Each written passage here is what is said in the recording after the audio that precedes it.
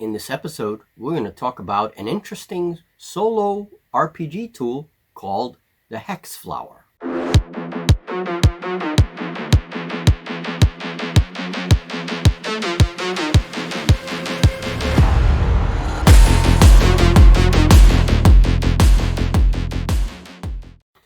Hello everyone, welcome to MJ Hobby Corner. I am MJ and I will be your host.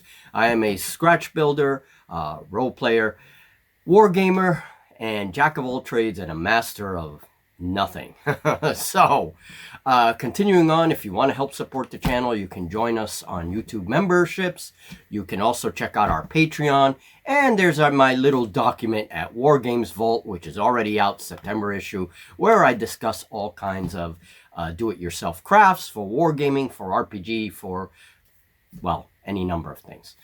So in this video, I want to talk about a tool that I've discovered, and basically I'm learning how to solo role play, so I'm a newbie at this, and I'm learning all these exciting new little tools and things that can help you out when you're solo role playing. Now it turns out that the Hex Flower tool can also be used in solo wargaming. I am experimenting with solo wargaming to add a little bit of narrative to my solo war games. And you can use Hex Flower tools for any number of things. Hex Flower tools are designed in many different ways. The number of hexes that they have can make them larger, can make them smaller. And so there's all these different things that I'm experimenting with.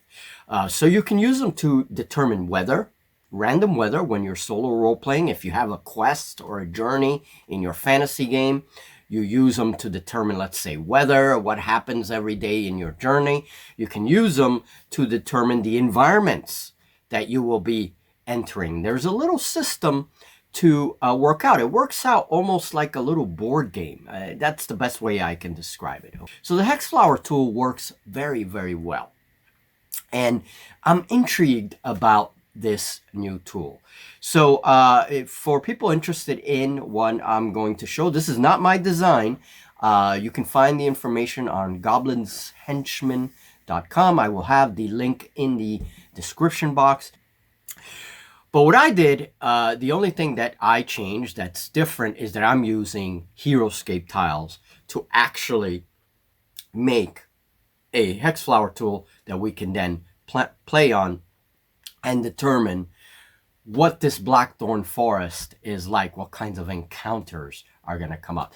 Let's go to the tabletop and check it out. So here is my little Hex Flower tool designed, made with heroscape tiles. And you notice that the tool is numbered. We have one starting here, which is my starting point.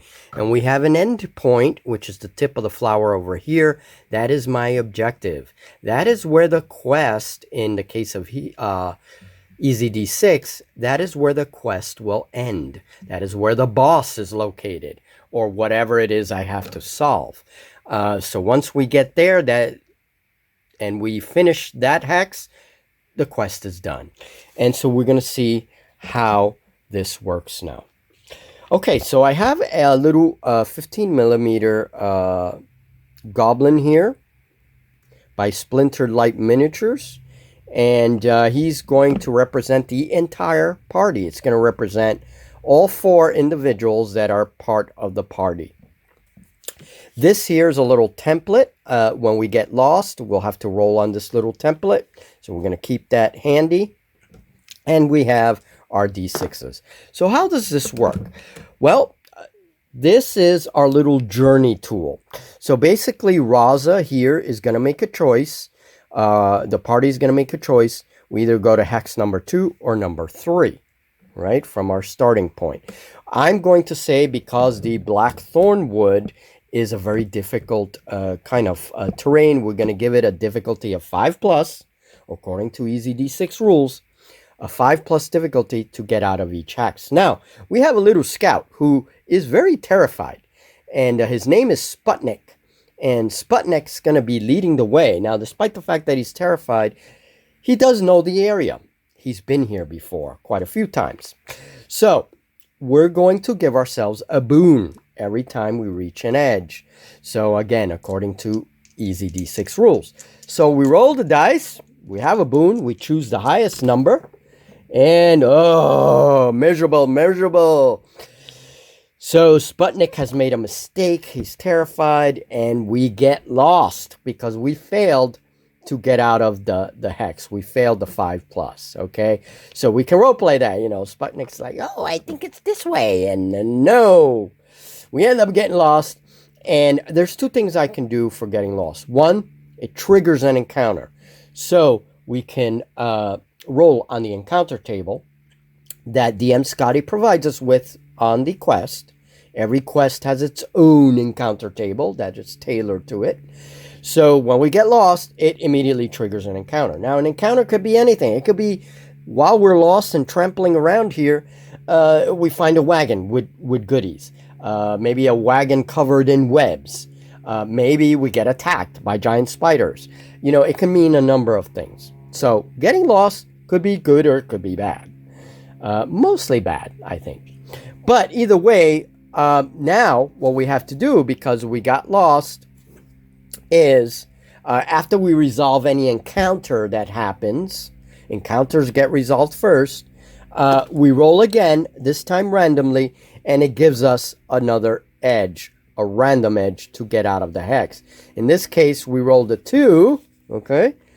So edge number 2 is over here, so we get out this way instead of the way we wanted to. So we're kind of still lost. We're just on another area of the map, right? Now, this is an odd number. At every hex, we're going to say is half a day travel. So we've traveled half a day, and our scout maybe realizes, oh, we're on the opposite side or whatever. We can continue going this way. We can continue choosing any edge we want to choose. We can decide to choose this edge, and we try to get out of the hex this way. We can try this edge, whatever. Okay, let's say he is trying to lead us through the best route. So we're going to try to go to the middle hex on the next roll. So we roll again with a boon. And yes, 5+, no problem. We get on this hex. Now, here's another thing I'm going to do. The odd numbers. This is an odd number, right? And we landed on an odd number because we got lost. When you land on the odd number, that's going to trigger another encounter. Now, again, it could be an easy encounter like we find corpses and we investigate. Or it could be another giant spider. Okay, so by getting lost, we triggered one encounter. We ended up on an odd hex randomly, and we triggered a second encounter, you see?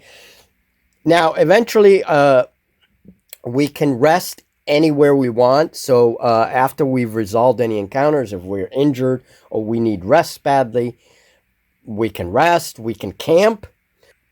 There's a lot of ways to generate encounters on the hex. And I can just choose one of those things. I don't have to implement the odd number thing if I don't want to. If I see that it's too many encounters, you know, we can tailor that. So, so far when I've play tested it, it's actually pretty cool. It works well. And so it's a good way to generate action and encounters. And since Easy D6 uses very varied, a whole variation of encounters that are not just monsters, it could be that we meet a character, another goblin that's running away and gives us some information. You know, they're that way, or whatever. We can roll for that, of course. And then, you know, so the encounter doesn't necessarily have to be an attack. So we can also do it very simple and say every single hex generates a roll on the encounter check, right, on the encounter table. Okay, but I think that might be a little too much, so I take away the even number hexes. Even number hexes are usually good hexes to rest in and camp, because we won't be generating an encounter due to the even number of the hex, at least not by landing on the hex. We will generate an encounter if we get lost on that hex. Okay, so that's that. I hope that that's not confusing. But another thing that's important, this only tracks their navigation. The battles will be fought on the battle board, which is already set up. And all I have to do, if by chance we generate a couple of encounters in the video, I can very easily change this. And I think I'm going to use not 28mm miniatures. I think I'm going to use 15mm miniatures for the encounters. This way I can make the maps much smaller. And I can have different maps to generate different battle boards. Okay, so by making the maps a lot smaller, because in role-playing you don't need big battle maps. I mean, the battles are very condensed, right? They're in a small area. Really what we're concerned with is the storytelling and you know, giving the action a little bit of narrative too. So that's what I think I'm going to do. And essentially that's how the hex tool works. Now in other games, okay, this is just one variety, and I did not make up these rules. I kind of tweaked existing rules to kind of fit my narrative. But these are pretty much the rules that we see in the free adventure games that I got, with certain differences. This is a much smaller hex flower that I'm using. The other ones that we'll see in future games actually have up to 19 hexes, so they are larger. You can use large hex tools to record, to represent long periods of time in the wilderness. So we can make these all different colors. We can make some sections desert. We can make another section maybe up north, Arctic, and have white hexes. We can make mountains on one section. So this way, as you're traveling, you're actually traveling through different environments. So we can have like a savanna leading to a desert. I do have multicolored hexes, so I can probably do that. We can add a water hex. So there's a big lake and you can't cross that unless you have a boat or you have a flying mount.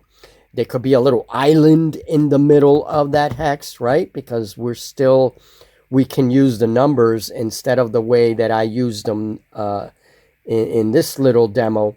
We can use the numbers to actually tell us what is on the hex. Is there something of interest, like a ruin, like a cave that lead us somewhere else? So you can use these hexes in a very sandbox-like mode to generate your adventure scratch build, basically.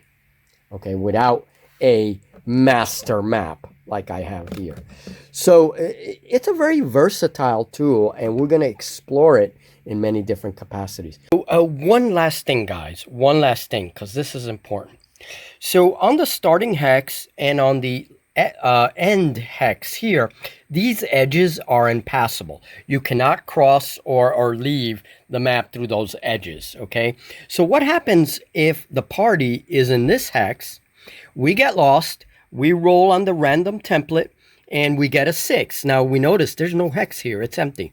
So what happens is there's two ways of doing it. The original rules in the hex tool that I'm exploring simply state that you end up on the opposite side.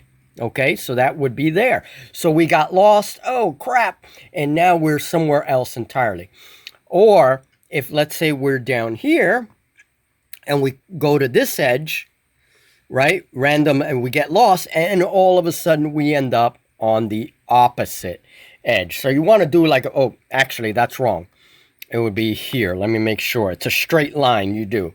So it's the opposite edge of a hex way down. So that puts us right near the objective. Now, if we want to, we don't have to go to the objective right away. We can, but we don't have to. We could then decide to go, because we do have options. We choose which edge to go through. We can decide to explore these other hexes. We may find something necessary to finish the objective. Okay, so that's how that works. I wanted to explain that because that's important.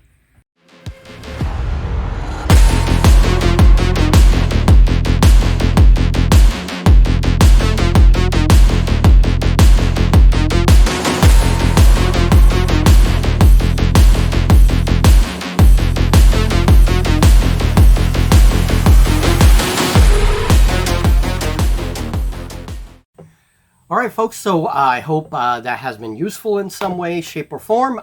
These tools are completely optional. Obviously, you don't necessarily need them if you didn't want to use them in your solo games. You're the boss in your solo games. But in this series, we are going to explore not just the role-playing games and the adventures. We're also going to explore different tools for solo gaming, and I want to see what actually fits my style of play. So we're going to explore with a variety of different tools and continue to explore these hex tools in particular. You can get more information about hex flower tools on goblinshenchman.com, and he also has, this person has links to other varieties of hex tools and so forth. So go check it out if you're interested. And in the meantime, in the next video, we're going to continue with Raza and her party as they venture into the woods. Okay, so we'll see how that goes. So, but that's it. That's really how these things work, and we'll talk in the next video. Thank you very much, folks, and see you in the next Ask the Oracle.